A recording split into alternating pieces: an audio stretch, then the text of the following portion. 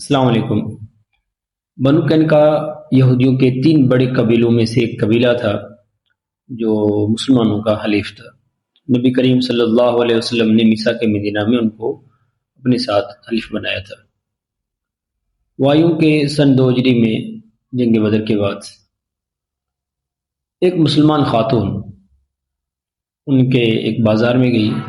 چونکہ مدینہ کا ایک بڑا بازار جو ہے وہ ان کے علاقے میں آتا تھا، ان کے زیر اثر رسوخ میں آتا تھا۔ اور آپ کو پتہ ہے کہ بنو قینقاع جو مشہور تھے دستکاری میں، تجارت میں، اسپیشلی سونار کی، چاندی اور سون کے کاروبار میں۔ اسی حوالے سے کوئی مسلم خاتون وہاں گئی تھی،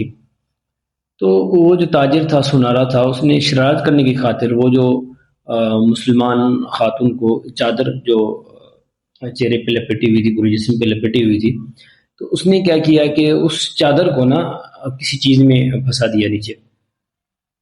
تاکہ جب وہ مسلم خاتون اپنے لینڈر سے فارغ ہونے کے بعد جیسے ہی وہ اٹھنے لگے تو وہ جو چادر ہے وہ نیچے گر جائے گی، تو ان کا چہرہ وغیرہ نظر آئے گا، تو لوگ اس پہ ہنسیں گے۔ اور ہوا بھی یوں کہ جو ہے جیسے ہی وہ خاتون، مسلم خاتون جو وہ اٹھنے لگی تو وہ چادر جو ہے وہ اس کی گر گئی،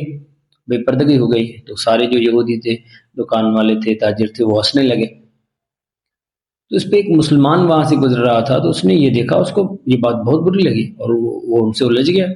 باتوں باتوں میں بات لڑائی تک پہنچ گئی۔ تو اس مسلمان نے اس سونارے کو مار دیا جو تاجر تھا، اس بات میں کہ آپ نے جو ہے ایک مسلم عورت کی عزت پہ ہاتھ ڈالی ہے۔ تو نتیجے میں چونکہ وہ یہودی، میں نے آپ کو بتایا کہ وہ ایک طاقتور قبیلہ تھا، تو انہوں نے مل کے پھر اس مسلمان کو مار دیا۔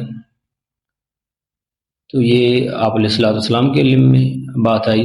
تو آپ علیہ السلام نے فرمایا، چونکہ ان کے ساتھ ہمارا ایک معاہدہ تھا میثاق مدینہ کے تحت، انہوں نے عہد شکنی کی ہے ایک مسلمان کو قتل کر کے، لہٰذا ابھی جو ہے ہم پر کوئی معاہدہ لازم نہیں۔ تو آپ علیہ الصلوۃ والسلام نے صحابہ کرام کو لے کر ان پر فوج کشی کی، ان کا محاصرہ کیا،